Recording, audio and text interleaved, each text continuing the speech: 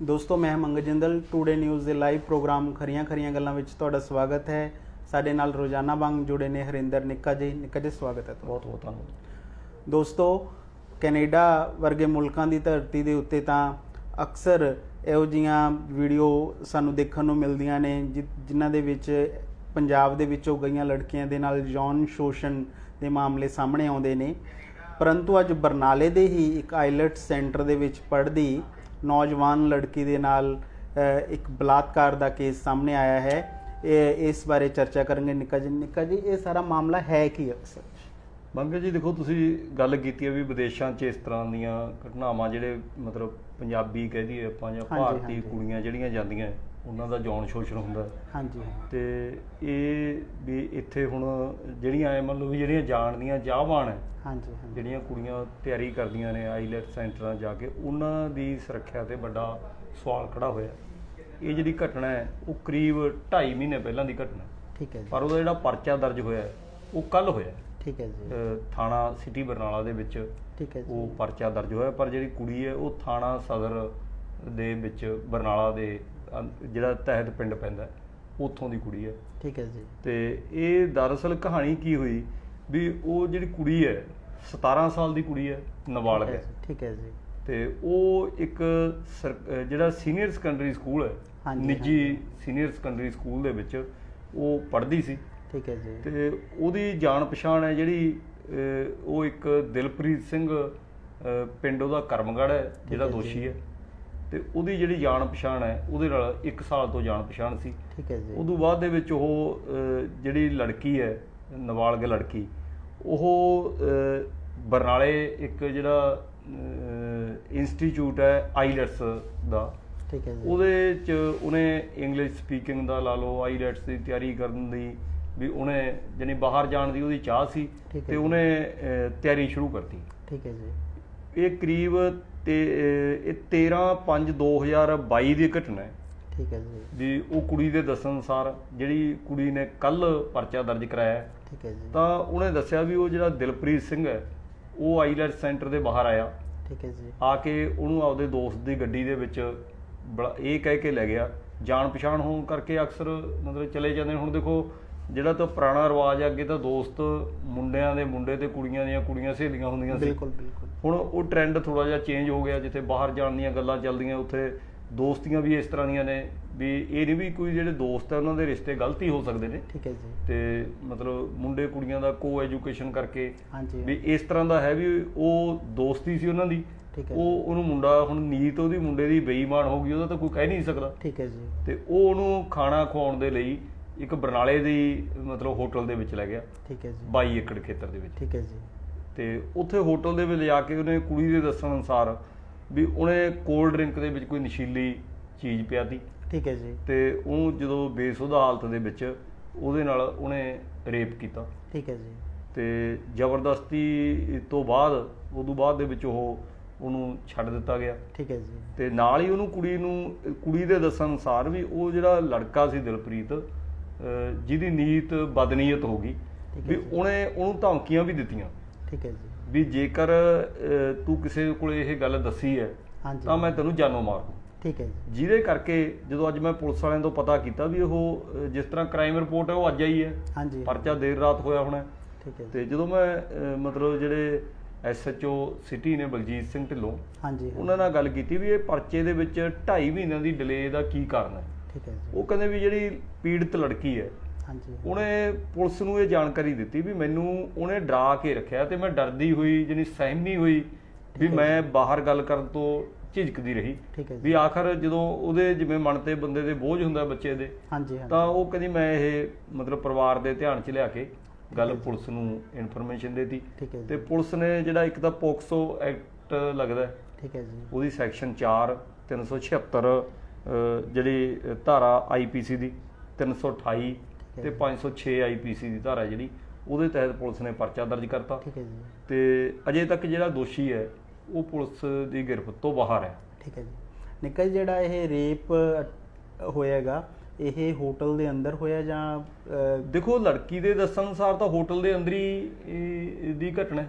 ਠੀਕ ਹੈ ਜੀ। ਜੇ ਮਤਲਬ ਅਸਲ ਕੀ ਹੈ ਵੀ ਜਦੋਂ ਉਹਨੂੰ ਲੈ ਕੇ ਗਿਆ ਉਹ ਖਾਣਾ ਖਵਾਉਣ ਦੇ ਬਹਾਨੇ, ਤਾਂ ਉਹ ਕਹਿ ਰਹੀ ਹੈ ਵੀ ਹੋਟਲ ਦੇ ਵਿੱਚ ਮੈਨੂੰ ਕੋਲਡ ਡਰਿੰਕ ਪਿਆਤਾ। ਠੀਕ ਹੈ ਜੀ। ਹੁਣ ਇਹਦਾ ਮਤਲਬ ਹੁੰਦਾ ਬਾਕੀ ਦਾ ਜ਼ਿਆਦਾ ਤਾਂ ਦੇਖੋ ਜਾਂਚ ਤੋਂ ਬਾਅਦ, ਪੁਲਿਸ ਦੀ ਤਫਤੀਸ਼ ਤੋਂ ਬਾਅਦ ਘਟਨਾਕ੍ਰਮ ਸਾਰਾ ਸਾਹਮਣੇ ਆਉਣਾ। ਠੀਕ ਹੈ ਜੀ। ਠੀਕ ਹੈ, ਜਿੱਦਾਂ ਮੁੱਢਲੇ ਤੌਰ ਤੇ ਪੁਲਿਸ ਨੇ ਜਿਵੇਂ FIR ਹੈ, ਫਸਟ ਇਨਫੋਰਮੇਸ਼ਨ ਰਿਪੋਰਟ ਜੋ ਪੁਲਿਸ ਨੂੰ ਮਿਲੀ, ਉਸ ਤੋਂ ਬਾਅਦ ਹੁਣ ਉਹਦਾ ਮੈਡੀਕਲ ਵਗੈਰਾ ਹੋਣਾ, ਜਿਹੜਾ ਕੁੜੀ ਦਾ ਉਹ ਵੀ ਕਰਾਇਆ ਜਾਣਾ। ਠੀਕ ਹੈ ਜੀ। ਤੇ ਹੋ ਸਕਦਾ ਉਹਦੀ ਜਿਹੜੀ ਸਟੇਟਮੈਂਟ ਹੈ ਵੀ ਉਹ ਅਦਾਲਤ ਦੇ ਵਿੱਚ ਰਿਕਾਰਡ ਵੀ ਕਰਾਈ ਜਾਵੇ। ਠੀਕ ਹੈ ਜੀ। ਨਿੱਕਾ ਜੀ, ਜਿਸ ਤਰ੍ਹਾਂ ਆਮ ਤੌਰ ਤੇ ਹੀ ਜਿਹੜੇ ਹੋਟਲ ਮਾਲਕ ਨੇ ਉਹਨਾਂ ਨੂੰ ਇੰਸਟਰਕਸ਼ਨ ਹੁੰਦੀ ਹੈ ਵੀ ਮੰਨ ਲਓ ਤੁਸੀਂ ਕਿਸੇ ਨੂੰ ਵੀ ਕਮਰਾ ਦੇਣਾ ਹੈ, ਆਧਾਰ ਕਾਰਡ, ਉਹਦਾ ਕੋਈ ਜਿਹੜਾ ਰੈਜ਼ੀਡੈਂਸ ਪ੍ਰੂਫ ਵਗੈਰਾ ਲੈ ਕੇ ਉਹਨਾਂ ਨੂੰ ਕਮਰਾ ਦੇਣਾ ਹੈਗਾ, ਤਾਂ ਇਸ ਮਾਮਲੇ ਦੇ ਵਿੱਚ ਮੰਨ ਲਓ ਜੇ ਇਹਦੇ ਵਿੱਚ ਢਿੱਲ ਵਰਤੀ ਗਈ ਹੈ ਹੋਟਲ ਮਾਲਕ ਵੱਲੋਂ, ਤਾਂ ਹੋਟਲ ਮਾਲਕ ਦੇ ਖਿਲਾਫ ਵੀ ਕਾਰਵਾਈ। ਦੇਖੋ, ਮੈਂ ਜਿਵੇਂ ਕਿਹਾ ਨਾ ਵੀ ਇਹ ਅਸਲ 'ਚ ਜਿਹੜੀ ਤਫਤੀਸ਼ ਦਾ ਮਾਮਲਾ ਹੈ, ਅਜੇ ਤਾਂ ਇਹ ਸਾਰਾ ਗੱਲਾਂ ਕਲੀਅਰ ਹੋਣੀਆਂ ਵੀ ਉਹ ਹੋਟਲ ਦੇ ਅੰਦਰ ਦੀ ਘਟਨਾ ਹੈ ਜਾਂ ਉਹ ਜਿਵੇਂ ਕੋਲਡ ਡਰਿੰਕ ਲੈ ਕੇ ਉੱਥੋਂ ਆ ਗਏ ਹੋਣ। ਠੀਕ ਹੈ, ਜਾਂ ਉਹ ਕਾਰ ਦੇ ਵਿੱਚ ਹੀ ਹੈ। ਫਿਰ ਸਵਾਲ ਤਾਂ ਉੱਥੇ ਇਹ ਵੀ ਉੱਠਦਾ ਹੈ ਵੀ ਜੋ ਉਹਦੇ ਦੋਸਤ ਦੀ ਕਾਰ ਲੈ ਗਿਆ, ਵੀ ਕੀ ਉਹਦਾ ਦੋਸਤ ਵੀ ਨਾਲ ਸੀ ਜਾਂ ਕੱਲਾ ਸੀ, ਪਰ ਉਹਨੇ ਰੇਪ ਦੀ ਜਿਹੜੇ ਐਲੀਗੇਸ਼ਨ ਹੈ ਉਹ ਇੱਕ ਜਣੇ ਤੇ ਲਾਏ ਨੇ। ਠੀਕ ਹੈ ਜੀ। ਠੀਕ ਹੈ, ਵੀ ਜਾਂ ਉਹ ਉਹੀ ਰਾਖੀ ਤੇ ਖੜਾ ਰਿਹਾ ਜਾਂ ਕੀ ਸੀ, ਜਾਂ ਕੱਲੀ ਗੱਡੀ ਕੋਈ ਦੋਸਤ ਦੀ ਲੈ ਕੇ ਆਇਆ ਸੀ, ਦੋਸਤ ਨੂੰ ਨਾਲ ਵੀ ਲੈ ਕੇ ਆਇਆ ਸੀ। ਇਹ ਤਾਂ ਸਾਰੀਆਂ ਜੇ ਤਫਤੀਸ਼ ਤੋਂ ਬਾਅਦ ਗੱਲਾਂ ਮਤਲਬ ਖੁੱਲਣਗੀਆਂ ਇਹਦੀਆਂ ਪਰਤਾਂ ਜਿਹੜੀਆਂ। ਪਰ ਘਟਨਾਕ੍ਰਮ ਹੈ ਜਿਹੜਾ ਬੜਾ ਮਾੜਾ ਘਟਨਾਕ੍ਰਮ ਹੋਇਆ। ਉਹ ਬੱਚੀ ਦੇ ਸੁਪਨੇ ਤੁਸੀਂ ਦੇਖੋ ਵੀ ਉਹ ਤਾਂ ਵਿਦੇਸ਼ ਜਾਣ ਦੀ ਇੱਛਾ ਰੱਖਦੀ ਸੀ। ਠੀਕ ਹੈ ਜੀ। ਤੇ ਉਹਦੇ ਨਾਲ ਜੇ ਉਹਦੇ ਦੋਸਤ ਦਾ ਜਿਵੇਂ ਤਾਂ ਕਹੇ ਵੀ ਜੇ ਕੋਈ ਜਿਹਨੇ ਭਰੋਸੇਯੋਗ ਬੰਦਾ ਹੈ, ਜੇ ਉਹੀ ਕਿਸੇ ਦੀ ਇੱਜ਼ਤ ਆਬਰੂ ਲੁੱਟਣ ਲਈ ਪੈ ਜੇ ਤੇ ਫਿਰ ਉੱਥੇ ਹੱਲ ਵੀ ਕੀ ਹੈ। ਹੁਣ ਜਾਣ ਪਛਾਣ ਤਾਂ ਸਟੂਡੈਂਟ ਜਿਹੜੇ ਪੜ੍ਹਦੇ ਨੇ, ਚਾਹੇ ਉਹ ਆਈਲੈਟਸ ਸੈਂਟਰਾਂ 'ਚ ਪੜ੍ਹਦੇ ਨੇ, ਚਾਹੇ ਕਾਲਜਾਂ ਦੇ ਵਿੱਚ ਪੜ੍ਹਦੇ ਨੇ, ਯੂਨੀਵਰਸਿਟੀਆਂ 'ਚ ਪੜ੍ਹਦੇ ਨੇ, ਹੁਣ ਜਾਣ ਪਛਾਣ ਤਾਂ ਹੋ ਹੀ ਜਾਂਦੀ ਹੈ। ਬਿਲਕੁਲ ਬਿਲਕੁਲ। ਤੇ ਹੁਣ ਉਹਦੇ ਵਿੱਚੋਂ ਕਦੋਂ ਕਿਸੇ ਦੀ ਨੀਤ ਤੇ ਮਤਲਬ ਫਿੱਟ ਗਈ ਨੀਤ, ਉਹ ਤਾਂ ਕੋਈ ਹੱਲ ਨਹੀਂ ਇਸ ਗੱਲ ਦਾ। ਬਿਲਕੁਲ ਬਿਲਕੁਲ। ਨਿੱਕਾ ਜੀ, ਜਿਸ ਤਰ੍ਹਾਂ ਟੂਡੇ ਨਿਊਜ਼ ਨੂੰ ਪਿੱਛੇ ਜੇ ਮੰਨ ਲਓ ਉੱਥੋਂ ਦੇ ਲੋਕ ਹੈ ਜਿਹੜੇ 16 ਏਕੜ ਨਿਵਾਸੀ, ਉਹ ਅਕਸਰ ਕਹਿੰਦੇ ਰਹਿੰਦੇ ਸੀ ਵੀ ਯਾਰ ਸਾਡਾ ਜੀਣਾ ਦੁੱਭਰ ਹੋਇਆ ਪਿਆ ਵੀ ਬੱਚੇ ਆਉਂਦੇ ਤਾਂ ਆਈਲੈਟਸ ਸੈਂਟਰਾਂ ਦੇ ਵਿੱਚ ਪੜ੍ਹਨ ਹੈ, ਪਰ ਉੱਥੇ ਪਾਰਕਾਂ ਦੇ ਵਿੱਚ ਜਾਂ ਉਸ ਏਰੀਏ ਦੇ ਵਿੱਚ ਮੰਨ ਲਓ ਗਲਤ ਹਰਕਤਾਂ ਕਿਤੇ ਨਾ ਕਿਤੇ ਕਰਦੇ ਰਹਿੰਦੇ ਨੇ। ਤਾਂ ਇਸ ਮਾਮਲੇ ਤੋਂ ਬਾਅਦ ਉਹ ਜਿਹੜੀ ਗੱਲ ਸਾਹਮਣੇ ਨਹੀਂ ਆ ਗਈ ਕਿ ਕਿਤੇ ਨਾ ਕਿਤੇ ਜਿਹੜੀ ਉਹ ਗੱਲ ਤੇ ਮੋਹਰ ਲੱਗ ਗਈ, ਜਿਹੜੇ ਉਹਨਾਂ ਦੇ ਐਲੀਗੇਸ਼ਨ ਸੀ ਉਹਨਾਂ ਤੇ ਮੋਹਰ ਲੱਗੀ। ਉਹਦੇ 'ਚ ਮੰਗ ਜੀ ਕੀ ਹੈ, ਦੇਖੋ ਹੁਣ ਇਹ ਆਈਲੈਟਸ ਦੇ ਅੰਦਰ ਦੀ ਘਟਨਾ ਨਹੀਂ, ਪਹਿਲੀ ਗੱਲ। ਠੀਕ ਹੈ, ਵੀ ਕੁੜੀ ਦੇ ਦੱਸਣ ਅਨੁਸਾਰ ਵੀ ਉਹ ਆਈਲੈਟਸ ਦੇ ਵਿੱਚ ਆਈ ਸੀ ਸੈਂਟਰ ਦੇ ਵਿੱਚ, ਪਰ ਉਹ ਸੈਂਟਰ ਦੀ ਘਟਨਾ ਨਹੀਂ ਵਾਪਰੀ। ਠੀਕ ਹੈ ਜੀ। ਉੱਥੋਂ ਨੂੰ ਬਾਹਰ ਬੁਲਾ ਲਿਆ ਗਿਆ। ਸਭ ਤੋਂ ਪਹਿਲਾਂ ਤਾਂ ਇਹ ਹੈ ਵੀ ਆਈਲੈਟਸ ਸੈਂਟਰ ਵਾਲੇ ਨੇ ਜਿਹੜੇ ਸਾਰੇ ਵੀ ਇਹ ਨਹੀਂ ਵੀ ਜਿੱਥੇ ਘਟਨਾ ਵਾਪਰ ਗਈ ਜਾਂ ਨਹੀਂ, ਪਰ ਇੱਕ ਗੱਲ ਤਾਂ ਵੀ ਉੱਥੇ ਦੇਖੋ ਜਿਹੜਾ ਵੱਡਾ ਜਮਾਵੜਾ ਹੈ, ਵੱਡੀ ਭੀੜ ਹੈ ਕੁੜੀਆਂ ਦੀ ਮੁੰਡਿਆਂ ਦੀ, ਉਹ ਲੱਗੀ ਹੁੰਦੀ ਹੈ। ਬਿਲਕੁਲ ਬਿਲਕੁਲ। ਉੱਥੇ ਉਹਨਾਂ ਦਾ ਇਹ ਤਾਂ ਜ਼ਿੰਮੇਵਾਰੀ ਬਣਦੀ ਹੈ ਵੀ ਉੱਥੇ ਆਉਣ ਵਾਲੇ ਜਿਹੜੇ ਬੱਚੇ, ਜਿਵੇਂ ਉਹਨਾਂ ਦਾ ਜਿਵੇਂ ਘਟਨਾ ਇਹ 2.5 ਮਹੀਨਿਆਂ ਤੋਂ ਬਾਅਦ ਪਤਾ ਲੱਗੀ ਹੈ। ਠੀਕ ਹੈ ਜੀ। ਤਾਂ ਉੱਥੇ ਇੰਨਾ ਕੁ ਤਾਂ ਬਣਦਾ ਹੀ ਹੁੰਦਾ ਵੀ ਉਹ ਉਹਨਾਂ ਦੇ ਆਏ ਗਏ ਬੱਚੇ ਦਾ ਜਿਵੇਂ ਉੱਥੇ ਆ ਗਿਆ ਤਾਂ ਉਦੋਂ ਬਾਅਦ ਜਾਣ ਵੇਲੇ ਐਂਟਰੀ ਦਾ ਕੋਈ, ਜਿਵੇਂ ਆਉਂਦੇ ਦੀ ਕੋਈ ਐਂਟਰੀ ਹੋਵੇ, ਜਾਣ ਵੇਲੇ ਜਦੋਂ ਜਾਣਾ ਹੈ ਉਹਨੇ ਉਹਦਾ ਹੋਵੇ ਵੀ ਕੋਈ ਰੀਜਨ ਬੰਦਾ ਦੱਸ ਕੇ ਜਾਂਦਾ ਹੈ। ਇਸ ਤਰ੍ਹਾਂ ਦਾ ਥੋੜੀ ਬਹੁਤ ਉਹਨਾਂ ਨੂੰ ਕਰਨੀ ਹੈ। ਉਦੋਂ ਬਿਨਾਂ ਜਿਹੜਾ ਬਾਹਰ ਦਾ ਵਾਪਰਦਾ, ਦੇਖੋ ਅੰਦਰ ਦੀ ਤਾਂ ਜੇ ਘਟਨਾ ਵਾਪਰੀ ਹੁੰਦੀ ਤਾਂ ਜਿਹੜੇ ਇੰਸਟੀਚਿਊਟ ਹੈ ਉਹਦਾ ਕੋਈ ਰੋਲ ਹੋ ਸਕਦਾ ਸੀ। ਠੀਕ ਹੈ ਜੀ। ਹੁਣ ਜੇ ਇੰਸਟੀਚਿਊਟ ਦੇ ਵਿੱਚ ਪੜ੍ਹਨ ਆਇਆ ਕੋਈ ਬੱਚਾ, ਬਾਹਰ ਆ ਗਿਆ ਲੜਕਾ ਲੜਕੀ, ਉਹਦੇ ਤੇ ਉਹ ਬਾਹਰ ਤਾਂ ਪਿੱਛਾ ਨਹੀਂ ਨਾ ਕੀਤਾ ਜਾ ਸਕਦਾ। ਬਿਲਕੁਲ ਬਿਲਕੁਲ। ਠੀਕ ਹੈ। ਉੱਥੇ ਇਹ ਦੇਖੋ ਪ੍ਰਸ਼ਾਸਨ ਦੀ ਜ਼ਰੂਰ ਢਿੱਲ ਲੱਗਦੀ ਹੈ, ਜਿਹੜਾ ਪੁਲਿਸ ਪ੍ਰਸ਼ਾਸਨ ਹੈ, ਜਿਵੇਂ ਆਲੇ ਦੁਆਲੇ ਦੇ ਜਿਹੜੇ ਲੋਕ ਨੇ, ਜਿੱਥੇ ਜਿੱਥੇ ਵੀ ਆਈਲੈਟਸ ਸੈਂਟਰ, ਇਕੱਲੇ ਆਪਾਂ ਬਰਨਾਲੇ ਦੀ ਗੱਲ ਨਹੀਂ, ਜਿੱਥੇ ਜਿੱਥੇ ਵੀ ਖੁੱਲੇ ਨੇ ਉੱਥੇ ਆਲੇ ਦੁਆਲੇ ਦੇ ਲੋਕ ਇਸ ਗੱਲ ਤੋਂ ਤੰਗ ਨੇ ਵੀ ਉਹ ਖੁੱਲ੍ਹੇਆਮ ਜਦੋਂ ਬਾਹਾਂ 'ਚ ਬਾਹਾਂ ਪਾ ਕੇ ਘੁੰਮਦੇ ਦੇਖਦੇ ਆ ਬੱਚਿਆਂ ਨੂੰ, ਮਤਲਬ ਲੜਕੇ ਲੜਕੀਆਂ ਨੂੰ, ਤਾਂ ਉਹ ਜਿਹੜੇ ਆਲੇ ਦੁਆਲੇ ਦੇ ਘਰਾਂ ਦੇ ਬੱਚੇ ਨੇ ਜਾਂ ਉਹਨਾਂ ਦੇ ਪੇਰੈਂਟਸ ਨੇ, ਉਹ ਇਹ ਗੱਲ ਤੋਂ ਚਿੰਤਤ ਨੇ। ਉਹਨਾਂ ਨੂੰ ਲੱਗਦਾ ਵੀ ਜਿਵੇਂ ਖਰਬੂਜੇ ਨੂੰ ਖਰਬੂਜਾ ਦੇਖ ਕੇ ਰੰਗ ਫੜ ਲੈਂਦਾ ਵੀ ਇਹ ਹਾਲਤਾਂ ਦਾ ਅਸਰ ਹੈ ਜਿਹੜਾ ਬਾਕੀਆਂ ਤੇ ਨਾ ਪਵੇ। ਠੀਕ ਹੈ ਜੀ। ਹੁਣ ਜਿਹੜੇ ਘਰ ਗ੍ਰਸਤੀ ਵਾਲੇ ਪਰਿਵਾਰ ਵਾਲੇ ਬੰਦੇ ਨੇ, ਉਹਨਾਂ ਨੂੰ ਇਹ ਗੱਲਾਂ ਦੇ ਚਿੰਤਾ ਜਿਹੜੀ ਹੁੰਦੀ ਹੈ, ਖਾਸ ਤੌਰ ਤੇ ਜਿੱਥੇ ਇੱਕ ਨਾ ਜਗਮੋਹਨ ਕੌਰ ਸਵਰਗੀ ਗਾਇਕ ਨੇ, ਉਹਨਾਂ ਦਾ ਇੱਕ ਗੀਤ ਸੀ ਵੀ ਉਦੋਂ ਖਤਰਾ ਹੁੰਦਾ ਇੱਜ਼ਤ ਨੂੰ ਜਦੋਂ ਘਰ ਵਿੱਚ ਧੀ ਮਟਿਆਰ ਹੋਵੇ। ਠੀਕ ਹੈ ਜੀ। ਹੁਣ ਕੱਲੀ ਮਟਿਆਰ ਦੀ ਗੱਲ ਨਹੀਂ ਰਹੀ ਵੀ ਜੇ ਘਰ 'ਚ ਪੁੱਤ ਵੀ ਗੱਭਰੂ ਹੈ, ਖਤਰਾ ਤਾਂ ਉੱਡਾ ਹੀ ਹੈ। ਹਾਂਜੀ ਹਾਂਜੀ। ਠੀਕ ਹੈ। ਇਸ ਕਰਕੇ ਮੈਨੂੰ ਲੱਗਦਾ ਵੀ ਜਿਹੜਾ ਪ੍ਰਸ਼ਾਸਨ ਹੈ, ਪੁਲਿਸ ਪ੍ਰਸ਼ਾਸਨ ਖਾਸ ਤੌਰ ਤੇ, ਉਹਨਾਂ ਨੂੰ ਇੰਨਾ ਕੁ ਤਾਂ ਜ਼ਰੂਰ ਬਣਦਾ ਵੀ ਉਹ ਜੇ ਥੋੜਾ ਬਹੁਤ ਗੇੜੇ ਫੇੜੇ ਮਾਰਦੇ ਰਹਿਣ, ਗਸ਼ਤ ਕਰਦੇ ਰਹਿਣ, ਆਲੇ ਦੁਆਲੇ ਘੁੰਮਦੇ ਫਿਰਦੇ ਜਿਹੜੇ ਮਤਲਬ ਲੜਕੇ ਲੜਕੀਆਂ ਹੈ, ਉਹਨਾਂ ਤੇ ਹੋਰ ਕਾਰਵਾਈ ਤਾਂ ਨਹੀਂ ਹੋ ਸਕਦੀ ਜੇ ਘੱਟੋ ਘੱਟ ਦਹਿਸ਼ਤ ਹੀ ਰਹੇ ਵੀ ਯਾਰ ਸਾਡੇ ਤੇ ਕੋਈ ਚੈੱਕ ਵੀ ਰੱਖ ਰਿਹਾ। ਤਾਂ ਮੈਨੂੰ ਲੱਗਦਾ ਵੀ ਜੇ ਇਸ ਤਰ੍ਹਾਂ ਦਾ ਚੈੱਕ ਹੁੰਦਾ ਤਾਂ ਉਹ ਜਿਹੜੀ ਇਸ ਤਰ੍ਹਾਂ ਦੀਆਂ ਵਾਪਰਦੀਆਂ ਘਟਨਾਵਾਂ ਜਿਹੜੀਆਂ ਉਹ ਮਤਲਬ ਇਸ ਤਰ੍ਹਾਂ ਦੀਆਂ ਮਾੜੀਆਂ ਜਿਹੜੀਆਂ ਮੰਦਭਾਗੀ ਘਟਨਾਵਾਂ ਨੇ, ਮੰਦਭਾਗੀਆਂ, ਉਹ ਨਾ ਵਾਪਰਦੀਆਂ। ਜਿਹੜੀ ਤੁਸੀਂ ਗੱਲ ਕੀਤੀ ਸੀ ਵੀ ਹੋਟਲਾਂ ਦੀ, ਹਾਂਜੀ, ਹੁਣ ਇਹ ਹੈ ਤਾਂ ਹਦਾਇਤਾਂ ਤਾਂ ਜਾਰੀ ਹੁੰਦੀਆਂ ਨੇ। ਠੀਕ ਹੈ ਜੀ। ਇੱਕ ਦਿਨ ਆਪਾਂ ਪਹਿਲਾਂ ਵੀ ਆਪਣੇ ਐਪੀਸੋਡ ਦੇ ਵਿੱਚ ਗੱਲ ਕਰਦੇ ਸੀ, ਜਿਹੜਾ ਪ੍ਰਸ਼ਾਸਨ ਹੈ ਵੀ ਡਿਸਟ੍ਰਿਕਟ ਜਿਹੜਾ ਮੈਜਿਸਟ੍ਰੇਟ ਹੈ, ਹਾਂਜੀ, ਡਿਪਟੀ ਕਮਿਸ਼ਨਰ ਸਾਹਿਬ, ਉਹ ਜ਼ਿਲ੍ਹਾ ਮੈਜਿਸਟ੍ਰੇਟ ਦੇ ਤੌਰ ਤੇ ਵੱਖੋ ਵੱਖਰੇ ਹੁਕਮ ਹੈ ਜਿਹੜੇ ਉਹ ਜਾਰੀ ਕਰਦੇ ਰਹਿੰਦੇ ਨੇ। ਠੀਕ ਹੈ ਜੀ। ਹੁਣ ਉਹ ਇੰਪਲੀਮੈਂਟ ਕਰਾਉਣ ਵਾਲੇ ਪਾਸੇ ਨਾ ਤਾਂ ਉਹ ਧਿਆਨ ਦਿੰਦੇ ਨੇ। ਠੀਕ ਹੈ ਜੀ। ਵੀ ਸਾਨੂੰ ਜਿਹੜੇ ਵੀ ਅਸੀਂ ਆਦੇਸ਼ ਜਾਰੀ ਕੀਤੇ ਨੇ, ਹੁਕਮ ਜਾਰੀ ਕੀਤੇ ਨੇ, ਇਹਨਾਂ ਨੂੰ ਲਾਗੂ ਵੀ ਤਾਂ ਹੋਣਾ ਚਾਹੀਦਾ। ਹਾਂਜੀ ਹਾਂਜੀ। ਹੁਣ ਉਹ ਤਾਂ ਫਾਈਲਾਂ ਦੇ ਵਿੱਚ ਪਏ ਰਹਿੰਦੇ ਨੇ, ਹਾਂਜੀ, ਜਿਹੜੇ ਉਹਨਾਂ ਦੇ ਨੇ ਦਿੱਤੇ ਹੋਏ ਆਰਡਰ ਨੇ, ਤੇ ਨਾ ਤਾਂ ਉਹ ਇਹ ਗੱਲ ਯਕੀਨੀ ਬਣਾਉਂਦੇ, ਨਾ ਪੁਲਿਸ ਇਹ ਗੱਲ ਨੂੰ ਐ ਮੰਨ ਲਓ ਵੀ ਜੇ ਕਹਿ ਦਈਏ ਵੀ ਜਿਹੜੇ ਜ਼ਿਲ੍ਹਾ ਮੈਜਿਸਟ੍ਰੇਟ ਵੱਲੋਂ ਦਿੱਤੇ ਹੋਏ ਹੁਕਮ ਨੇ ਵੱਖ-ਵੱਖ ਤਰ੍ਹਾਂ ਦੀਆਂ ਪਾਬੰਦੀਆਂ ਦੇ, ਤਾਂ ਉਹਨਾਂ ਨੂੰ ਇਹ ਜਿਹੜੇ ਪੁਲਿਸ ਵਾਲੇ ਨੇ ਉਹ ਵੀ ਟਿੱਚ ਕਰਕੇ ਜਾਣਦੇ ਨੇ। ਠੀਕ ਹੈ ਜੀ। ਤੇ ਹੁਣ ਜੇ ਮੰਨ ਲਓ ਇਸ ਤਰ੍ਹਾਂ ਦੀ ਜਿਵੇਂ ਆਪਾਂ ਕੀਤੀ ਹੈ ਗੱਲ ਵੀ ਗਸ਼ਤ ਵਗੈਰਾ ਜਾਂ ਕੋਈ ਹੋਰ ਇਸ ਤਰ੍ਹਾਂ ਦਾ ਘਟਨਾਕ੍ਰਮ ਹੋਵੇ, ਉਹਦੇ 'ਚ ਜਿਵੇਂ ਹੋਟਲਾਂ ਵਾਲੇ ਨਾ, ਉਹਨਾਂ ਨੂੰ ਇਹ ਹੈ ਵੀ ਤੁਸੀਂ ਅਸਲ ਇਕੱਲੇ ਹੋਟਲਾਂ ਵਾਲੇ ਕੀ, ਬਿਲਕੁਲ ਉਹ ਸਾਰੇ ਹੀ ਮਤਲਬ ਜਿੱਥੇ ਵੀ ਕੋਈ ਦੂਜਾ ਬੰਦਾ ਆਉਂਦਾ ਹੈ ਤਾਂ ਜਾਂ ਉਹਨਾਂ ਕੋਲੇ ਤਾਂ ਉਹਦੇ ਲਈ ਇਹ ਹੁੰਦਾ ਹੋਟਲਾਂ 'ਚ ਤਾਂ ਖਾਸ ਤੌਰ ਤੇ ਕਾਫੀ ਹਾਊਸ, ਕੋਈ 버ਗਰਾਂ ਵਾਲੇ, ਹੋਰ ਐਸਟੀਡੀ, ਪੀਸੀਓ, ਜੋ ਵੀ ਮਤਲਬ ਇਸ ਤਰ੍ਹਾਂ ਦੀਆਂ ਸਾਰਵਜਨਿਕ ਥਾਵਾਂ ਨੇ ਜਿੱਥੇ ਲੋਕਾਂ ਦਾ ਆਉਣ ਜਾਣ ਹੈ, ਹਾਂਜੀ ਤੇ ਜਾਂ ਇਸ ਤਰ੍ਹਾਂ ਦਾ ਘਟਨਾਕ੍ਰਮ ਵਾਪਰ ਸਕਦਾ, ਉੱਥੇ ਪ੍ਰਸ਼ਾਸਨ ਵੱਲੋਂ ਹਦਾਇਤਾਂ ਤੇ ਜਾਰੀ ਕੀਤੀਆਂ ਜਾਂਦੀਆਂ ਹੀ ਨੇ। ਹਾਂਜੀ, ਵੀ ਉੱਥੋਂ ਦੇ ਜਿਹੜੇ ਆਉਣ ਵਾਲਿਆਂ ਦਾ ਆਧਾਰ ਕਾਰਡ ਲਿਆ ਜਾਵੇ, ਕੋਈ ਸ਼ਨਾਖਤ ਹੋਣੀ ਚਾਹੀਦੀ। ਹਾਂਜੀ ਹਾਂਜੀ। ਠੀਕ ਹੈ। ਤੇ ਹੁਣ ਪਰ ਪਤਾ ਨਹੀਂ ਕਿਉਂ ਵੀ ਜਿਹੜੀ ਪੁਲਿਸ ਹੈ ਇਧਰਲੇ ਪਾਸੇ ਧਿਆਨ ਕੋਈ ਨਹੀਂ ਦਿੰਦੀ। ਠੀਕ ਹੈ ਜੀ। ਤੇ ਜਿਹੜੇ ਪ੍ਰਸ਼ਾਸਨ ਹੈ ਉਹ ਵੀ ਮਤਲਬ ਮੈਨੂੰ ਤਾਂ ਲੱਗਦਾ ਜਿਵੇਂ ਸਰਾਣੇ ਬਾਹਰ ਧਰ ਕੇ ਨਹੀਂ ਸੌ ਜਾਂਦੇ, ਉਹ ਵੀ ਆਏ ਹੁੰਦਾ ਵੀ ਆਪਾਂ ਖਾਨਾ ਪੂਰਤੀ ਕਰਤੀ, ਹੁਕਮ ਜਾਰੀ ਕਰਤਾ, ਹਾਂਜੀ, ਵੀ ਕਹਿੰਦੇ ਨਾ ਲਾਗੀਆਂ ਨੇ ਲਾਗ ਲੈਣਾ ਚਾਹੇ ਜਾਂਦੀ ਰੱਡੀ ਹੋ ਜੇ, ਉਹਨਾਂ ਨੂੰ ਇਹ ਗੱਲ ਪਾਸੇ ਮਤਲਬ ਧਿਆਨ ਨਹੀਂ ਹੁੰਦਾ। ਜੇ ਕਿਤੇ ਪ੍ਰਸ਼ਾਸਨ ਦੇ ਜਿਹੜੇ ਹੁਕਮ ਨੇ ਉਹ ਲਾਗੂ ਹੋ ਜਾਣ, ਇਸ ਤਰ੍ਹਾਂ ਦੀ ਨਾਲ ਜਿਹੜੀ ਤਾਂ ਇੱਕ ਤਾਂ ਆਲੇ ਦੁਆਲੇ ਦੇ ਲੋਕਾਂ ਦੀ ਸਮੱਸਿਆ ਹੈ ਉਹ ਘਟ ਜੇ। ਬਿਲਕੁਲ। ਤੇ ਦੂਜੀ ਗੱਲ ਹੈ ਵੀ ਜਿਹੜੀਆਂ ਮਤਲਬ ਕੁੜੀਆਂ ਜਾਂ ਹੋਰ ਔਰਤਾਂ ਨਾਲ ਆਪਾਂ ਕਹਿ ਦਈਏ ਇਸ ਤਰ੍ਹਾਂ ਦੀਆਂ ਘਟਨਾਵਾਂ ਵਾਪਰਦੀਆਂ ਨੇ, ਉਹ ਵਾਪਰਨ ਤੋਂ ਰੋਕ ਵੀ ਲੱਗੇ, ਜਾਨੀ ਬੜੀ ਚਿੰਤਾ ਦਾ ਵਿਸ਼ਾ ਹੈ। ਤੇ ਹੁਣ ਦੇਖੋ ਮਾਂ-ਬਾਪ ਹੈ, ਮਾਂ-ਬਾਪ ਨੇ ਤਾਂ ਬੱਚਿਆਂ ਨੂੰ ਪੜ੍ਹਨ ਲਈ ਭੇਜਤਾ। ਬਿਲਕੁਲ। ਹੁਣ ਬੱਚੇ ਉਦੋਂ ਬਾਅਦ ਉੱਥੇ ਕੋਈ ਘਟਨਾਕ੍ਰਮ ਵਾਪਰਦਾ ਹੈ, ਹਾਂਜੀ ਹਾਂ, ਤੇ ਉਹਦੇ 'ਚ ਫਿਰ ਮਾਂ-ਬਾਪ ਦੇ ਵੀ ਕੱਲੀ ਇਹ ਘਟਨਾ ਵਾਪਰਨ ਨਾਲ ਇਹ ਨਹੀਂ ਹੈ ਵੀ ਇੱਕ ਘਟਨਾ ਵਾਪਰ ਗਈ। ਹਾਂਜੀ ਹਾਂ। ਹਾਲਾਂਕਿ ਕਈ ਆਪਣੇ ਜਿਹੜੇ ਦਰਸ਼ਕ ਕਹਿ ਦਈਏ, ਆਪਾਂ ਸਰੋਤੇ ਕਹਿ ਦਈਏ, ਉਹ ਇਹ ਗੱਲ ਨੂੰ ਸੋਚਣਗੇ ਵੀ ਜੇ ਇਸ ਤਰ੍ਹਾਂ ਦੇ ਇਸ਼ੂ ਤੇ ਆਪਾਂ ਚਰਚਾ ਕਰਦੇ ਹਾਂ, ਹਾਂਜੀ ਹਾਂ, ਤਾਂ ਇਹਦੇ 'ਚ ਜਿਹੜੇ ਮਾਪੇ ਨੇ ਉਹ ਚਿੰਤਤ ਹੋਣਗੇ ਇਸ ਗੱਲ ਤੇ। ਠੀਕ ਹੈ ਜੀ। ਵੀ ਨੈਗੇਟਿਵ ਅਸਰ ਇਸ ਗੱਲ ਦਾ ਪੈਣਾ। ਪਰ ਗੱਲ ਹੈ ਵੀ ਅਵੇਅਰਨੈਸ ਜੇ ਆਪਾਂ ਗੱਲ ਵੀ ਨਾ ਕਰੀਏ, ਹਾਂਜੀ ਹਾਂ, ਤੇ ਫਿਰ ਇਹਦਾ ਹੱਲ ਵੀ ਕਿਵੇਂ ਹੋਊਗਾ? ਬਿਲਕੁਲ ਬਿਲਕੁਲ। ਜੇ ਗੱਲ ਕਰਾਂਗੇ ਹੱਲ ਵੀ ਤਾਂ ਹੀ ਹੋਣਾ ਨਾ। ਹਾਂਜੀ ਹਾਂਜੀ। ਇਸ ਕਰਕੇ ਸ਼ਾਸਨ ਪ੍ਰਸ਼ਾਸਨ ਦੀ ਜ਼ਿੰਮੇਵਾਰੀ ਬਣਦੀ ਹੈ, ਜਿਹੜੇ ਇੰਸਟੀਚਿਊਟ ਵਾਲੇ ਨੇ, ਸੈਂਟਰਾਂ ਵਾਲੇ, ਉਹਨਾਂ ਦੀਆਂ ਆਪਦੀਆਂ ਜ਼ਿੰਮੇਵਾਰੀਆਂ ਵੀ ਨੇ ਵੀ ਉਹ ਇਹ ਨਾ ਹੁਣ ਵੀ ਆਪਣੇ ਕੋਲੇ ਆਉਣ ਦਾ ਕੰਮ ਹੈ ਵੀ ਇੱਕ ਵਾਰੀ ਆ ਗਏ, ਉਹ ਕਿੱਥੇ ਜਾਂਦੇ ਨੇ, ਨਾ ਆਉਂਦੇ ਨੇ, ਘਰ ਦੇ ਆ, ਪਰਿਵਾਰ ਹੈ, ਉਹਨਾਂ ਨੂੰ ਵੀ ਚੈੱਕ ਤਾਂ ਰੱਖਣਾ ਚਾਹੀਦਾ ਵੀ ਜਿੱਥੇ ਚਾਹੇ ਲੜਕਾ ਹੈ ਚਾਹੇ ਲੜਕੀ ਹੈ, ਵੀ ਇਹ ਜਾਂਦੇ ਨੇ ਥੋੜਾ ਬਹੁਤ ਚੈੱਕ ਤਾਂ ਉਹ ਰੱਖਣੀ। ਬਿਲਕੁਲ ਬਿਲਕੁਲ। ਵੀ ਕਦੇ ਨਾ ਪਹਿਲਾਂ ਮੇਰੇ ਇੱਕ ਗੱਲ ਯਾਦ ਹੈ, ਜਿਵੇਂ ਪਹਿਲਾਂ ਸੀ, ਇੱਕ ਤਾਂ ਹੁਣ ਤਾਂ ਦੇਖੋ ਚਾਹੇ ਲੜਕਾ ਚਾਹੇ ਲੜਕੀ, ਕਿਸੇ ਨੂੰ ਵੀ ਕਹਿਣ ਦੇ ਵਿੱਚ ਪਰਿਵਾਰ ਦੇ ਵਿੱਚ ਵੀ ਉਹ ਘੂਰ ਨਹੀਂ ਝੱਲਦੇ। ਹਾਂਜੀ ਹਾਂਜੀ। ਟੋਕਾ ਟਾਕੀ ਹੈ ਜਿਹੜੀ ਉਹ ਬਰਦਾਸ਼ਤ ਨਹੀਂ ਕਰਦੇ, ਪਰਿਵਾਰ ਦਾ ਕੋਈ ਮੈਂਬਰ ਵੀ ਕਰੇ। ਠੀਕ ਹੈ ਜੀ। ਮਾਂ ਕਰੇ, ਬਾਪ ਕਰੇ, ਭੈਣ ਭਰਾ ਕਰੇ, ਚਾਚਾ ਤਾਇਆ ਤਾਂ ਬੜੀ ਦੂਰ ਦੀ ਗੱਲ ਹੋ ਗਈ। ਹਾਂਜੀ ਹਾਂਜੀ। ਪਹਿਲਾਂ ਮਤਲਬ ਇੱਕ ਸਿਸਟਮ ਇਹ ਐ ਮੰਨ ਲਓ ਵੀ 30-35 ਸਾਲ ਪਹਿਲਾਂ ਕਹਿ ਦਈਏ ਆਪਾਂ, ਉਦੋਂ ਇੱਕ ਇਸ ਤਰ੍ਹਾਂ ਦਾ ਹੁੰਦਾ ਸੀ ਵੀ ਪਰਿਵਾਰ ਤਾਂ ਰੋਕਦਾ ਹੀ ਰੋਕਦਾ ਸੀ। ਹਾਂਜੀ ਹਾਂ। ਤੇ ਜਿਹੜੇ ਆਲੇ ਦੁਆਲੇ ਦੇ ਆਂਢੀ ਗੁਆਂਢੀ ਵੀ ਨੇ ਨਾ, ਜਾਂ ਸਕੇ ਸਤੇਲੇ ਆਪਾਂ ਕਹਿ ਦਈਏ ਨਾਲ ਲੱਗਦੇ, ਉਹ ਵੀ ਜੇ ਕਿਸੇ ਨੂੰ ਫਿਰਦਾ ਦੇਖਦੇ, ਮੁੰਡੇ ਨੇ ਕਿਸੇ ਨੇ ਗੇੜੇ, ਕਿਸੇ ਗਲੀ 4 ਗੇੜੇ ਦੇਤੇ, ਤਾਂ ਉੱਥੇ ਜਿਹੜੇ ਸਿਆਣੇ ਬੰਦੇ ਸੀ ਉਹ ਰੋਕ ਲੈਂਦੇ, ਕਾਕਾ ਜਾਣਾ ਕਿਹਦੇ ਹੈ। ਹਾਂਜੀ ਹਾਂ। ਠੀਕ ਹੈ। ਕੁੜੀ ਦੀ ਤਾਂ ਕੋਈ ਮਜਾਲ ਹੀ ਨਹੀਂ ਸੀ ਹੁੰਦੀ। ਬਿਲਕੁਲ ਬਿਲਕੁਲ। ਤੇ ਇਸ ਕਰਕੇ ਮੈਨੂੰ ਲੱਗਦਾ ਵੀ ਜਿਹੜਾ ਇਸ ਤਰ੍ਹਾਂ ਦੀ ਇੱਕ ਗੈਰ ਜ਼ਿੰਮੇਵਾਰੀ ਵਾਲਾ ਜਿਹੜਾ ਸਮਾਜ ਸਿਰਜਿਆ ਜਾ ਰਿਹਾ ਹੈ, ਉਹਦੇ ਚੋਂ ਇਹ ਘਟਨਾਵਾਂ ਨਿਕਲਦੀਆਂ ਨੇ। ਠੀਕ ਹੈ ਜੀ।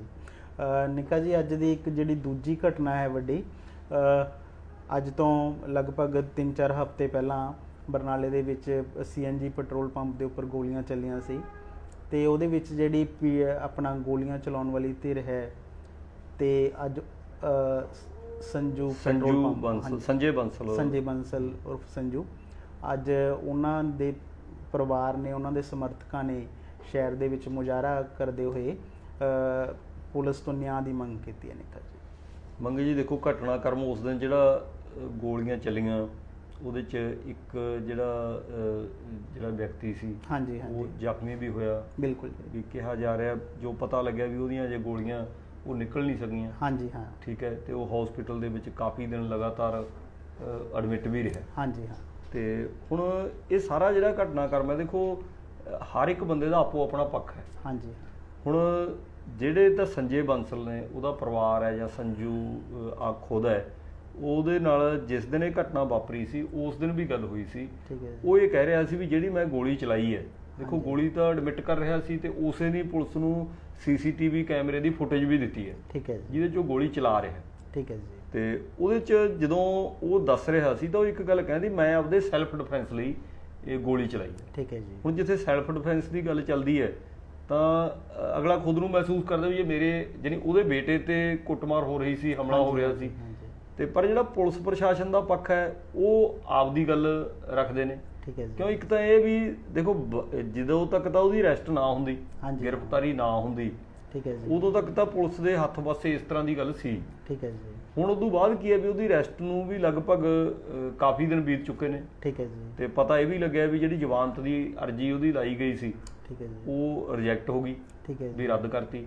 ਹੁਣ ਉਹਦੇ ਤੋਂ ਬਾਅਦ ਜਿਹੜਾ ਉਹ ਪਰਿਵਾਰ ਵਾਲੇ ਨੇ ਉਹਨਾਂ ਨੂੰ ਇਹ ਮਹਿਸੂਸ ਹੋ ਰਿਹਾ, ਸੰਜੇ ਬੰਸਲ ਦੇ ਪਰਿਵਾਰ ਨੂੰ, ਵੀ ਜਿਹੜੀ ਪੁਲਿਸ ਪ੍ਰਸ਼ਾਸਨ ਹੈ ਉਹ ਸਾਡੇ ਨਾਲ ਜ਼ਿਆਦਤੀ ਕਰ ਰਿਹਾ ਹੈ। ਠੀਕ ਹੈ ਜੀ। ਵੀ ਅਸੀਂ ਸੈਲਫ ਡਿਫੈਂਸ ਲਈ ਮਤਲਬ ਗੋਲੀ ਚਲਾਈ ਸੀ। ਠੀਕ ਹੈ ਜੀ। ਤੇ ਵੀ ਇਸ ਕਰਕੇ ਸਾਨੂੰ ਇਹਦੀ ਰਾਹਤ ਮਿਲਣੀ ਚਾਹੀਦੀ, ਪਰਚਾ ਰੱਦ ਹੋਣਾ ਚਾਹੀਦਾ। ਠੀਕ ਹੈ ਜੀ। ਪਰ ਪੁਲਿਸ ਦੀ ਆਪਦੀ ਇੱਕ ਵੱਖਰੀ ਉਹ ਹੈ ਵੀ ਜਦੋਂ ਹੁਣ ਇੱਕ ਤਾਂ ਉਹ ਕਹਿੰਦੇ ਨੇ ਜੋ ਅੱਜ ਗੱਲ ਹੋਈ ਪੁਲਿਸ ਵਾਲਿਆਂ ਨਾਲ, ਬੇਸ਼ੱਕ ਠੀਕ ਹੈ, ਅੱਜ ਉਹਨਾਂ ਨੇ ਪ੍ਰੋਟੈਸਟ ਕੀਤਾ, ਥਾਣੇ ਦੇ ਅੱਗੇ ਧਰਨਾ ਵੀ ਦਿੱਤਾ। ਹਾਂਜੀ ਹਾਂਜੀ। ਤਾਂ ਪੁਲਿਸ ਵਾਲਿਆਂ ਦਾ ਇਹ ਕਹਿਣਾ ਵੀ ਹੁਣ ਉੱਥੋਂ ਜਿਹੜਾ ਰਿਹਾ ਕਰਨਾ ਉਹ ਸਾਡੇ ਬਸ ਨਹੀਂ ਹੈ। ਠੀਕ ਹੈ ਜੀ। ਵੀ ਅਦਾਲਤ ਦੇ ਵਿੱਚ ਉਹ ਆਪਦਾ ਪੱਖ ਦੱਸ ਸਕਦੇ ਨੇ। ਠੀਕ ਹੈ ਜੀ। ਵੀ ਉਹ ਦੱਸ ਸਕਦੇ ਨੇ ਵੀ ਅਸੀਂ ਸੈਲਫ ਡਿਫੈਂਸ ਲਈ ਚਲਾਇਆ ਤੇ ਅਦਾਲਤ ਉਹਨੂੰ ਬੇਲ ਦੇ ਦਿੰਦੀ ਹੈ ਤਾਂ ਪੁਲਿਸ ਨੂੰ ਕੀ ਇਤਰਾਜ਼ ਹੈ। ਠੀਕ ਹੈ ਜੀ। ਪਰ ਉਹ ਕਹਿੰਦੇ ਆਪਣੇ ਪੱਧਰ ਤੇ ਰਿਹਾ ਕਰਾਉਣ ਵਾਲਾ ਤਾਂ ਹੁਣ ਸਾਡੇ ਕੋਲ ਕੰਮ ਨਹੀਂ ਰਿਹਾ ਕੋਈ। ਠੀਕ ਹੈ ਜੀ। ਤੇ ਨਾ ਹੀ ਦੂਜੇ ਪਾਸੇ ਇਹ ਹੈ ਵੀ ਜਿਹੜਾ ਦੂਸਰਾ ਬੰਦਾ ਜਿਹਦੇ ਗੋਲੀ ਲੱਗੀ ਹੈ, ਹਾਂਜੀ ਹਾਂ, ਵੀ ਉਹ ਆਪਦੇ ਆਪ 'ਚ ਇੱਕ ਵੱਡਾ ਸਬੂਤ ਪਿਆ। ਹਾਂਜੀ ਹਾਂਜੀ। ਠੀਕ ਹੈ। ਵੀ ਉਹ ਤਾਂ ਅਸਲ ਦੇ ਵਿੱਚ ਪੁਲਿਸ ਦੇ ਅਨੁਸਾਰ ਤਾਂ ਹੁਣ ਇਹ ਅਦਾਲਤ ਦਾ ਮੈਟਰ ਹੈ। ਠੀਕ ਹੈ। ਵੀ ਅਦਾਲਤ ਦੇ ਵਿੱਚ ਜਿਹੜਾ ਇਹ ਜਿਹੜਾ ਆਪਾਂ ਸੰਜੇ ਬੰਸਲ ਦਾ ਕਹਿ ਸਕਦੇ ਹਾਂ, ਜਿਹੜਾ ਪਰਿਵਾਰ ਹੈ ਜਾਂ ਸੰਜੇ ਬੰਸਲ ਦਾ ਜਿਹੜਾ ਵਕੀਲ ਹੈ, ਉਹ ਉੱਥੇ ਅਦਾਲਤ ਦੇ ਵਿੱਚ ਇਹ ਗੱਲ ਦੱਸ ਸਕਦਾ ਵੀ ਉਹ ਸੈਲਫ ਡਿਫੈਂਸ ਨੂੰ, ਜੇ ਅਦਾਲਤ ਇਸ ਗੱਲ ਤੇ ਸਹਿਮਤ ਹੁੰਦੀ ਹੈ ਤਾਂ ਸੈਲਫ ਡਿਫੈਂਸ ਹੈਗਾ। ਨਹੀਂ ਕਿਸੇ ਬੰਦੇ ਦੇ ਕਹਿਣ ਨਾਲ ਆਪਣੇ ਪੱਧਰ ਤੇ ਤਾਂ ਸੈਲਫ ਡਿਫੈਂਸ ਨਹੀਂ ਨਾ ਬਣਦਾ। ਬਿਲਕੁਲ। ਸੈਲਫ ਡਿਫੈਂਸ ਦੀਆਂ ਵੀ ਇੱਕ ਵੱਖਰੀਆਂ ਇੱਕ ਉਹ ਨੇ ਵੀ ਸੈਲਫ ਡਿਫੈਂਸ ਪਰਿਭਾਸ਼ਾ ਹੈ ਵੀ ਹੁਣ ਉਹਦੇ 'ਚ ਇਹ ਮੰਨਿਆ ਜਾਂਦਾ ਵੀ ਪਹਿਲੀ ਗੱਲ ਤਾਂ ਤੁਹਾਡੀ ਜਾਨ ਨੂੰ ਕੋਈ ਖਤਰਾ ਹੋਵੇ। ਠੀਕ ਹੈ ਜੀ। ਵੀ ਉਹਦੇ 'ਚ ਜਿਹੜੀ CCTV ਕੈਮਰੇ ਦੀ ਫੁਟੇਜ ਦਿਖਾਈ ਜਾ ਰਹੀ ਹੈ, ਹਾਂਜੀ ਹਾਂ, ਉਹਦੇ 'ਚ ਇਹੋ ਜਿਹਾ ਠੀਕ ਹੈ, ਉਹਨੂੰ ਜਿਹੜੇ ਉਹਦੇ ਬੇਟੇ ਨੂੰ ਮਤਲਬ ਉੱਤਮ ਬੰਸਲ ਕਰਕੇ ਸ਼ਾਇਦ ਉਹਦਾ ਨਾਮ, ਉਹਦੀ ਕੁੱਟਮਾਰ ਹੋ ਰਹੀ ਹੈ। ਠੀਕ ਹੈ ਜੀ। ਤੇ ਉਹਦਾ ਜਿਹੜਾ ਮਤਲਬ ਚਾਚਾ ਕਹਿ ਦਈਏ ਆਪਾਂ ਸੰਜੇ ਬੰਸਲ ਦਾ, ਠੀਕ ਹੈ ਜੀ, ਉਹਨੂੰ ਬੜਾ ਜਿਵੇਂ ਆਪਾਂ ਕਹਿ ਦਈਏ ਨਾ ਵੀ ਬਜ਼ੁਰਗ ਹੋਣ ਦੇ ਨਾਤੇ ਉਹ ਜੇ ਕਿਤੇ ਉਹਨੂੰ ਨਾ ਛਡਾਉਂਦਾ ਤਾਂ ਹੋ ਸਕਦਾ ਉਹਦੇ ਸੱਟ ਫੇਟ ਹੈ ਜਿਹੜੀ ਜ਼ਿਆਦਾ ਵੱਜ ਸਕਦੀ ਉੱਤਮ ਬੰਸਲ ਦੇ। ਠੀਕ ਹੈ ਜੀ। ਹੁਣ ਜਿਹਦੇ ਬੇਟੇ ਦੇ ਇਸ ਤਰ੍ਹਾਂ ਦੀ ਐ ਸੱਟ ਵੱਜਣ ਦਾ ਅਗਲੇ ਨੂੰ ਖਤਰਾ ਇਸ ਤਰ੍ਹਾਂ ਲੱਗਿਆ ਹੋਵੇ ਤੇ ਦੂਜੇ ਬੰਦੇ ਦੀ ਗਿਣਤੀ ਜ਼ਿਆਦਾ ਹੋਵੇ, ਹਾਂਜੀ ਹਾਂ, ਤਾਂ ਸੁਭਾਵਿਕ ਗੱਲ ਹੈ ਇਹ। ਠੀਕ ਹੈ ਜੀ। ਵੀ ਉਹ ਜਿਹੜਾ ਉਹਦਾ ਪਿਓ ਸੀ ਉੱਤਮ ਬੰਸਲ ਦਾ, ਸੰਜੇ ਬੰਸਲ, ਤਾਂ ਉਹਦੇ ਮਨ ਦੇ ਵਿੱਚ ਇਹ ਖਤਰਾ ਤਾਂ ਪੈਦਾ ਹੋਣਾ ਹੀ ਸੀ। ਬਿਲਕੁਲ ਬਿਲਕੁਲ। ਵੀ ਉਹਨੇ ਉਹ ਖਤਰੇ ਨੂੰ ਭਾਂਪਦਿਆਂ ਹੋਇਆਂ, ਹਾਂਜੀ ਹਾਂ, ਵੀ ਐ ਮੰਨ ਲਓ ਚਾਹੇ ਉਹਦੀ ਅਸੈਸਮੈਂਟ ਆਪਾਂ ਕਹਿ ਸਕਦੇ ਹਾਂ ਉਹਨੂੰ ਖਤਰਾ ਘੱਟ ਸੀ ਤੇ ਉਹਨੂੰ ਲੱਗ ਜ਼ਿਆਦਾ ਗਿਆ। ਵੀਡੀਓ ਕਲਿੱਪਿੰਗ ਦੇ ਵਿੱਚ ਦਿਖ ਰਿਹਾ ਹੈਗਾ ਜੋ ਕਾਰ ਦੇ ਵਿੱਚੋਂ ਹਥਿਆਰ ਮੰਨ ਲਓ ਕੱਢ ਰਹੇ, ਉਹ ਮਤਲਬ ਐ ਛੋਟੀਆਂ ਕੱਢੀਆਂ ਜਾ ਰਹੀਆਂ, ਛੋਟੀਆਂ ਕੱਢ ਕੇ ਲੈ ਗਏ। ਹੁਣ ਜਿੱਥੇ ਗਿਣਤੀ ਜ਼ਿਆਦਾ ਹੋਵੇ ਫਿਰ ਉੱਥੇ ਹੁਣ 3 ਜਣੇ ਸੀ ਇਹ, ਫਿਰ ਹੱਲ ਤਾਂ ਉਹਨੂੰ ਤਾਂ ਉਸ ਮੌਕੇ ਤੇ ਹੱਲ ਇਹੀ ਸੁਝਿਆ। ਠੀਕ ਹੈ ਜੀ। ਸੰਜੇ ਬੰਸਲ ਨੂੰ। ਤੇ ਪਰ ਦੂਜੇ ਪਾਸੇ ਗੱਲ ਹੈ ਵੀ ਉਹ ਗੱਡੀ ਦੇ ਵਿੱਚ ਜਿਹੜੇ ਗੋਲੀਆਂ ਸੀ ਉਹ ਪਿੱਛੋਂ ਵੀ ਮਾਰੀਆਂ ਗਈਆਂ। ਹਾਂਜੀ ਹਾਂਜੀ। ਇਸ ਕਰਕੇ ਜਿਹੜਾ ਪੁਲਿਸ ਹੈ ਉਹ ਉਹਨਾਂ ਦੀ ਗੱਲ ਨਾਲ ਸਹਿਮਤ ਨਹੀਂ ਹੋ ਰਹੀ। ਠੀਕ ਹੈ ਜੀ। ਜਾਨੀ ਹੁਣ ਅਦਾਲਤ ਦੀ ਇਹਦਾ ਬਸ ਦੀ ਸਥਿਤੀ ਹੈ ਫਿਲਹਾਲ ਤਾਂ ਠੀਕ ਹੈ। ਪ੍ਰੋਟੈਸਟ ਕਰਨਾ ਤਾਂ ਹਰ ਇੱਕ ਦਾ, ਜਿਵੇਂ ਕਹਿੰਦੇ ਰੋਏ ਤੋਂ ਬਿਨਾਂ ਨਾ ਮਾਂ ਦੁੱਧ ਨਹੀਂ ਦਿੰਦੀ। ਹਾਂਜੀ ਹਾਂਜੀ। ਹੁਣ ਜਿਹੜਾ ਪ੍ਰੋਟੈਸਟ ਕਰਨਾ ਹੈ ਉਹ ਤਾਂ ਉਹਨਾਂ ਦਾ ਹੱਕ ਹੈ, ਉਹਨਾਂ ਦੇ ਜਿਹੜੇ ਹੋਰ ਸਹਿਯੋਗੀ ਨੇ, ਸਮਰਥਕ ਨੇ, ਹਾਂਜੀ ਹਾਂ, ਤੇ ਉਹ ਪਰਿਵਾਰ ਦੇ ਨਾਲ ਖੜਦੇ ਨੇ, ਉਹ ਬੰਦੇ ਪ੍ਰੋਟੈਸਟ ਤਾਂ ਕਰ ਹੀ ਸਕਦੇ ਨੇ। ਹਾਂਜੀ ਹਾਂਜੀ। ਠੀਕ ਹੈ। ਉਸੇ ਤਰ੍ਹਾਂ ਉਹਨਾਂ ਨੇ ਪ੍ਰੋਟੈਸਟ ਕੀਤਾ। ਹੁਣ ਅੱਗੇ ਜਿਹੜੀ ਜ਼ਿਆਦਾ ਗੱਲ ਹੈ ਜਿਹੜੀ ਜਿੰਨੀ ਮੈਂ ਸਮਝਦਾ ਹੁਣ ਉਹ ਅਦਾਲਤ ਵਾਲੇ ਪਾਸੇ ਟਿਕੀ ਹੈ। ਠੀਕ ਹੈ ਜੀ। ਤੇ ਦੂਜੇ ਪਾਸੇ ਤਾਂ ਹੁਣ ਜੇ ਪ੍ਰੋਟੈਸਟ ਨਾਲ ਮੈਨੂੰ ਨਹੀਂ ਲੱਗਦਾ ਵੀ ਪ੍ਰੋਟੈਸਟ ਤੋਂ ਬਾਅਦ ਕੋਈ ਪੁਲਿਸ ਨੇ ਇਸ ਤਰ੍ਹਾਂ ਦਾ ਕੋਈ ਦਬਾਅ ਮੰਨ ਕੇ ਵੀ ਉਹ ਕੋਈ ਰਿਹਾ ਕਰਨ ਵਾਲੇ ਪਾਸੇ ਚੱਲਣਾ, ਵੀ ਇਹ ਸੰਭਾਵਨਾਵਾਂ ਘੱਟ ਲੱਗਦੀਆਂ ਨੇ। ਹੁਣ ਅਦਾਲਤ ਦਾ ਹੀ ਸਹਾਰਾ ਰਹਿ ਗਿਆ ਤੇ ਪੁਲਿਸ ਹੈ ਜਿਹੜੀ ਉਹਨਾਂ ਦੀ ਟੇਕ ਵੀ ਇਹੀ ਹੈ ਵੀ ਅਦਾਲਤ ਛੱਡ ਦੇ ਤਾਂ ਕੋਈ ਦਿੱਕਤ ਨਹੀਂ। ਠੀਕ ਹੈ ਜੀ। ਨਿੱਕਾ ਜੀ, ਅਸੀਂ ਅਕਸਰ ਦੇਖਦੇ ਹਾਂ ਵੀ ਜਿਹੜੇ ਟ੍ਰੈਫਿਕ ਦੇ ਲੰਬੇ ਜਾਮ ਹੈ ਉਹ ਸ਼ਹਿਰ ਦੀ ਜਿਹੜੀ ਲਾਈਫ ਲਾਈਨ ਹੈ ਉਹਨੂੰ ਬਿਲਕੁਲ ਰੋਕ ਦਿੰਦੇ ਨੇ, ਜਿਵੇਂ ਆਪਾਂ ਕਹਿੰਦੇ ਜਾਮ ਕਰ ਦਿੰਦੇ ਨੇ। ਤੇ ਅੱਜ ਵੀ ਸੋਮਵਾਰ ਮੰਨ ਲਓ ਸੀਗਾ, ਤੇ ਅੱਜ ਵੀ ਲੰਬੇ ਜਾਮ ਦੇਖਣ ਨੂੰ ਮਿਲੇ। ਤੇ ਕੁਝ ਕੁ ਦਿਨ ਪਹਿਲਾਂ ਜਿਹੜੇ ਟ੍ਰੈਫਿਕ ਇੰਚਾਰਜ ਨੇ ਮਨੀਸ਼ ਕੁਮਾਰ, ਉਹਨਾਂ ਨਾਲ ਮੇਰੀ ਗੱਲ ਹੋਈ ਤਾਂ ਉਦੋਂ ਗੱਲ ਦੱਸਣ ਲੱਗੇ, ਕਹਿੰਦੇ ਜੀ 3 ਕਰਮਚਾਰੀ ਤਾਂ ਮੇਰੇ ਮਹਿਲ ਕਲਾਂ ਧਰਨਾ ਹੈਗਾ ਉੱਥੇ ਸ਼ਹੀਦ ਹੋ ਗਏ, ਜਿਵੇਂ ਆਪਾਂ ਕਹਿੰਦੇ ਹੈ 2 ਹੈ ਉਹਨਾਂ ਨੇ ਆਪਣੇ ਉਹਨਾਂ ਦੀ ਸ਼ਬਦ ਸੀਗੇ ਹਾਂਜੀ। ਤੇ ਕਹਿੰਦੇ ਮੰਨ ਲਓ 2 ਇੱਥੇ ਹੋ ਗਏ ਆਏ, ਤੇ ਕਹਿੰਦਾ ਮਤਲਬ ਕੀ ਹੈ ਜਿਵੇਂ ਧਨੌਲਾ ਟੀ ਪੁਆਇੰਟ ਹੈ, ਬਹੁਤ ਬਿਜ਼ੀ ਮੰਨ ਲਓ ਏਰੀਆ ਹੈਗਾ, ਨਹਿਰੂ ਚੌਂਕ ਹੈ, ਤਾਂ ਕਿਤੇ ਨਾ ਕਿਤੇ ਟ੍ਰੈਫਿਕ ਪੁਲਿਸ ਨੂੰ ਧਿਆਨ ਨਹੀਂ ਦੇਣਾ ਚਾਹੀਦਾ ਇਸ ਗੱਲ ਵੱਲ? ਦੇਖੋ ਦੇਣਾ ਤਾਂ ਚਾਹੀਦਾ। ਦੇਖੋ ਮੈਂ ਨਾ ਕਈ ਥਾਵਾਂ ਤੇ ਜਦੋਂ ਮਤਲਬ ਆਪਾਂ ਜਾਂਦੇ ਆ, ਮੈਂ ਦੇਖਦਾ ਸਿਵਲ ਹਸਪੀਟਲ ਦੇ ਸਾਹਮਣੇ ਹਾਂਜੀ ਹਾਂ ਤੇ ਬੈਂਕਾਂ ਵੀ ਨੇ ਹਾਂਜੀ ਹਾਂ, ਤੇ ਉੱਥੇ ਹਸਪੀਟਲ ਵੀ ਹੈ ਹਾਂਜੀ, ਉੱਥੇ ਜਾਮ ਹੈ ਜਿਹੜਾ ਮੈਨੂੰ ਤਾਂ ਇੱਕ ਥਾਂ ਦਾ ਕਿਤੇ ਜਾਮ ਟੁੱਟ ਜੇ, ਉਹਦੇ ਟੁੱਟਦਾ ਹੀ ਨਹੀਂ। ਬਿਲਕੁਲ ਉਹਦੇ ਚ ਇਕੱਲੀ ਤਾਂ ਟ੍ਰੈਫਿਕ ਪੁਲਿਸ ਨਾਲ ਵੀ ਲੋਕਾਂ ਨੂੰ ਵੀ ਅਵੇਅਰ ਹੋਣ ਦੀ ਜ਼ਰੂਰਤ ਹੈ। ਉੱਥੇ ਗਲੀ ਦੇ ਵਿੱਚ ਜਦੋਂ ਆਪਾਂ ਦੇਖਦੇ ਹਾਂ ਸੜਕ ਤੇ ਬਿਲਕੁਲ, ਤਾਂ ਲੋਕ ਉੱਥੇ ਗੱਡੀਆਂ ਪਾਰਕ ਕਰਕੇ ਹੀ ਚਲੇ ਜਾਂਦੇ ਹਾਂਜੀ ਹਾਂ।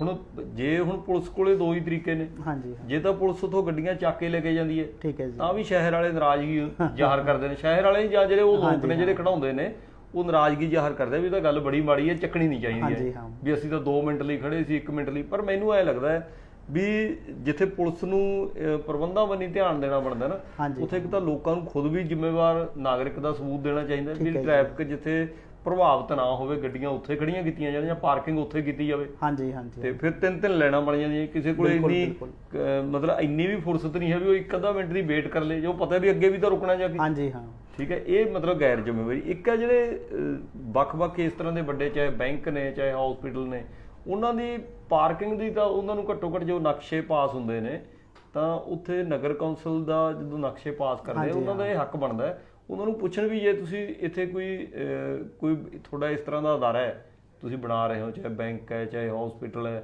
ਜਾਂ ਕੋਈ ਹੋਰ ਇੰਸਟੀਚਿਊਟ ਹੈ, ਵੀ ਉੱਥੇ ਘੱਟੋ ਘੱਟ ਤੁਹਾਨੂੰ ਪਾਰਕਿੰਗ ਦਾ ਤਾਂ ਰੱਖਣਾ ਹੀ ਚਾਹੀਦਾ ਨਾ ਹਾਂਜੀ ਹਾਂ। ਹੁਣ ਉਦੋਂ ਤਾਂ ਅੱਖਾਂ ਬੀਚ ਕੇ ਬੈਠੇ ਰਹਿੰਦੇ ਨਗਰ ਕੌਂਸਲ ਵਾਲੇ ਵੀ ਬਿਲਕੁਲ ਇਹ ਤਾਂ ਉਹ ਕਹਿੰਦੇ ਵੀ ਇੱਕ ਕਹਾਵਤ ਹੁੰਦੀ ਹੈ, ਕਹਿੰਦੇ ਬੂਹੇ ਆਈ ਜੰਨ ਤੇ ਬਿਨੋ ਕੁੜੀ ਦੇ ਕੰਨ ਹਾਂਜੀ ਹਾਂ, ਵੀ ਜਦੋਂ ਜੰਨ ਗੇਟ ਤੇ ਆ ਜੇ ਬਿਲਕੁਲ ਵੀ ਉਦੋਂ ਕਹੇ ਵੀ ਹੁਣ ਕੰਨ ਵੀ ਬਣਾ ਲਈਏ ਕੁੜੀ ਦੇ।